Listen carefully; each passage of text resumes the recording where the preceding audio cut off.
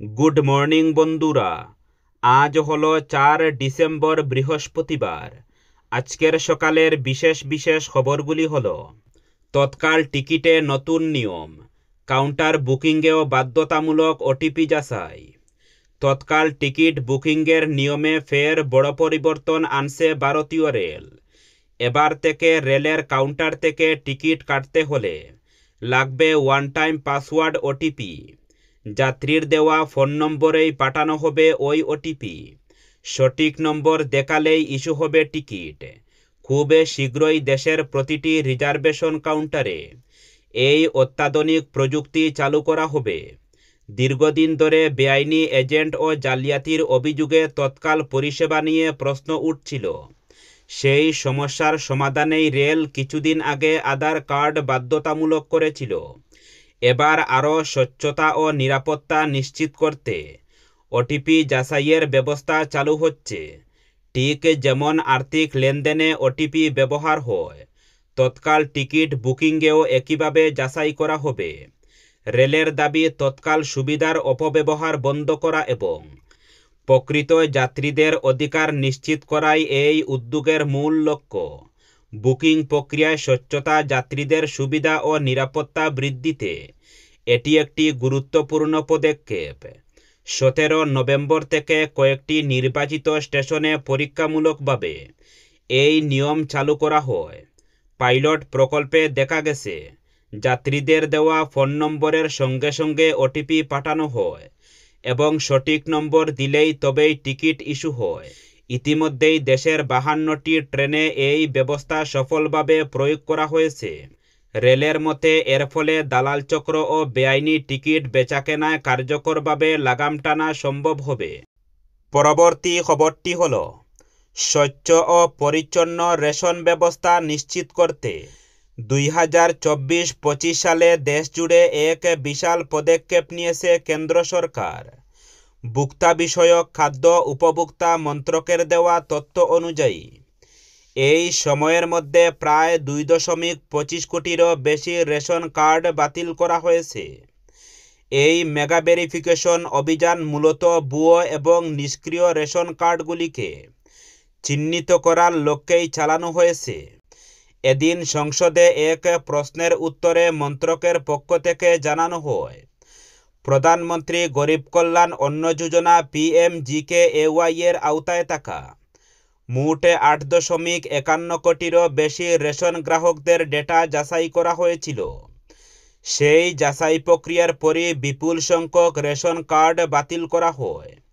ভোক্তা বিষয়ক খাদ্য উপভোক্তা মন্ত্রকের প্রতিমন্ত্রী নিমুবেন জয়ন্তীবাই বাম্বানিয়া সংসদে জানান, এই অভিযানে একাধিক সরকারি ডেটাবেসকে কাজে লাগানো হয়েছে। CBDT, মর্থ, MCA এবং CBIC এর মতো সংস্থা ডেটা বিশ্লেষণের মাধ্যমে গ্রাহকদের রেকর্ড ক্রস ম্যাচিং করে এই শুদ্ধিকরণ প্রক্রিয়া চলে। মূলত যে ধরনের রেশন কার্ডগুলি বাতিল করা হয়েছে সেগুলো হলো সাইলেন্ট রেশন কার্ড, যে কার্ডগুলি দীর্ঘদিন ধরে নিষ্ক্রিয় রয়েছে; ডুপ্লিকেট রেশন কার্ড, একই ব্যক্তির নামে একাধিক কার্ড; একক রেশন কার্ড, যেখানে একমাত্র উপভোক্তার বয়স 18 বছরের নিচে; মৃত বা বিদেশ চলে যাওয়া ব্যক্তিদের কার্ড, যা এখনও সক্রিয় ছিল। পরবর্তী খবরটি হল, রাজ্যের অরুণোদয় প্রকল্প এবং প্রধানমন্ত্রী উজ্জ্বলা যোজনার হিতাধিকারীরা আগামী মাস থেকে 300 টাকা মূল্যে রান্নার গ্যাসের সিলিন্ডার লাভ করবেন।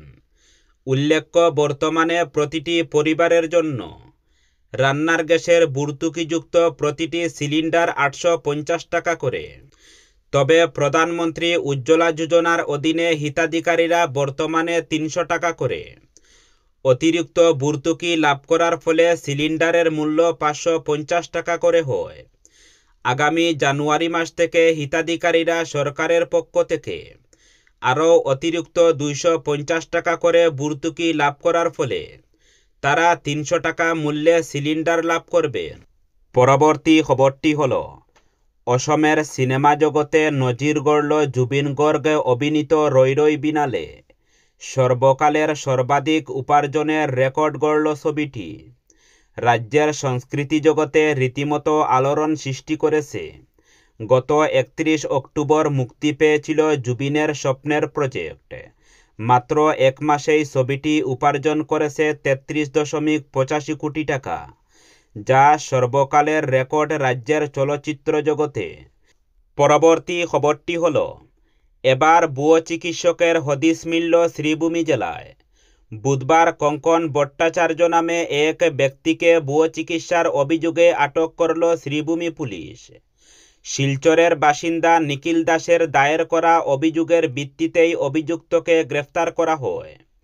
নিখিল দাস মুখ্যমন্ত্রীর দপ্তর ও স্বাস্থ্যমন্ত্রীর কাছে অভিযোগ জানানোর পাশাপাশি তথ্য জানার অধিকার আরটিআই আইনের মাধ্যমে অভিযুক্তের নথিপত্র সংগ্রহ করেন।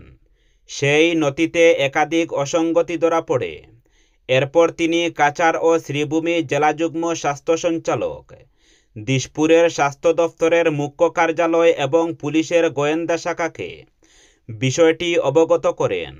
দীর্ঘ তদন্তের পর অবশেষে পুলিশ অভিযুক্তকে আটক করতে সক্ষম হয়।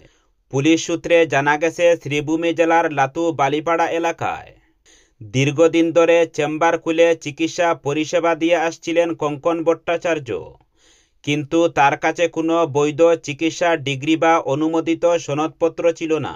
পরবর্তী খবরটি হল, সিগারেট থেকে পান মশলা সব তামাকজাত দ্রব্যের দাম এবার আরও বাড়তে চলেছে। বুধবার লোকসভার শীতকালীন অধিবেশনের তৃতীয় দিনে দবনিভোটে পাশ হল দ্য সেন্ট্রাল এক্সাইজ সংশোধনী বিল 2025। বিল কার্যকর হলে জিএসটি ও সেস ছাড়াও তামাকজাত পণ্যের উপর বাড়তি আবগারি শুল্ক চাপানো হবে। ফলে সিগারেট, চিউং তাবাকো, সিগার হুক্কা, জর্দা, সুগন্ধি তামাক, পান মশলা ও গুটকার দাম একলাফে বেড়ে যাবে। কেন্দ্রীয় অর্থমন্ত্রী নির্মলা সীতারাম সোমবার লোকসভায় এই বিলটি পেশ করেছিলেন। বিল অনুযায়ী সিগারেটের দৈর্ঘ্য অনুযায়ী প্রতি 1000 সিগারেটের উপর 5 থেকে 11,000 টাকা আবগারি শুল্ক চাপানো হবে। অর্থাৎ 40% জিএসটির পাশাপাশি এই শুল্ক কার্যকর হবে। এছাড়া অপরিশোধিত তামাকের উপর 70% এবং নিকোটিনের উপর 100% আবগারি শুল্ক চাপানোর প্রস্তাব দেওয়া হয়েছে। বর্তমানে তামাকজাত পণ্যের উপর 28% জিএসটি এবং বিভিন্ন হারে সেস রয়েছে। নতুন বিল কার্যকর হলে এর সঙ্গে আবগারি শুল্ক যোগ হয়ে দাম আরও বাড়বে। পরবর্তী খবরটি হল, অবৈধ বালু পাচারকারীদের বিরুদ্ধে এবার অ্যাকশন মুডে 5 গ্রাম বন বিভাগ। 5 গ্রাম বন বিভাগের এক বিশেষ টিমের নেতৃত্বে অভিযান চালিয়ে বালুভর্তি 6টি অবৈধ টিপার আটক করা হয়েছে। কাটাখাল বিট অফিসের অধীন কালীনগর তৃতীয় খণ্ড এলাকা থেকে 5 গ্রাম range forest officer Debashis Nath ও বিট অফিসার সবিনয় দেবের নেতৃত্বে একটি বিশেষ টিম অভিযান চালিয়ে অবৈধভাবে বালু পাচারের দায়ে ডাম্পার আটক করেছে বন বিভাগ। প্রাপ্ত তথ্য মতে কাটাখাল কালীনগরের বিভিন্ন এলাকায় একটি শক্তিশালী চক্র অবৈধভাবে বালু পাচার করে আসছিল। অবৈধ বালু পাচারের বিষয়টি স্থানীয়দের নজরে আসলে তারা কাটাখাল বিট অফিসে খবর দেন। স্থানীয়দের ও কাটাখাল পুলিশের সহযোগিতায় মঙ্গলবার রাত 12টায় অভিযানে নেমে সাফল্য অর্জন করেছে 5 গ্রাম বন বিভাগ। এ ঘটনায় আটক টিপারগুলির বিরুদ্ধে বন আইন অনুযায়ী সরকারি রাজস্ব আদায়ের প্রস্তুতি চলছে। বিট অফিসার সবিনয় দেব জানান, অবৈধভাবে বালু পাচারকারীদের বিরুদ্ধে বন বিভাগের অভিযান অব্যাহত থাকবে। পরবর্তী খবরটি হল, শ্রীভূমি জেলার পেটেলনগর গ্রামের ওয়ার্ড মেম্বার সৌরভদের দেওয়া খবর অনুযায়ী শ্রীভূমি থানার অধীনস্থ পেটেলনগর কালীমন্দির প্রাঙ্গণ থেকে 30 নভেম্বর রবিবার এক অজ্ঞাত পরিচয় বৃদ্ধার প্রায় 75 বছর মৃতদেহ উদ্ধার করা হয়েছে। পরবর্তীতে মৃতদেহটি করিমগঞ্জ সিভিল হাসপাতালের মর্গে পাঠানো হয় এবং এক্সিকিউটিভ ম্যাজিস্ট্রেটের তত্ত্বাবধানে তদন্ত প্রক্রিয়া সম্পন্ন হয়। জেলা ম্যাজিস্ট্রেটের নির্দেশ অনুযায়ী মৃতদেহের পরিচয় শনাক্তকরণের জন্য 72 ঘণ্টা সময় বেঁধে দেওয়া হয়েছে। যা আজ 4 ডিসেম্বর সম্পূর্ণ হবে, কিন্তু বুধবার অবধি মৃতদেহটির পরিচয় নিশ্চিত করা যায়নি। উক্ত সময়ের মধ্যে যদি কোনো ব্যক্তি মৃতদেহটিকে শনাক্ত করতে সক্ষম হন, তবে শ্রীভূমি থানা বা সংশ্লিষ্ট প্রশাসনিক কর্তৃপক্ষের সাথে যোগাযোগ করতে অনুরোধ করা হচ্ছে।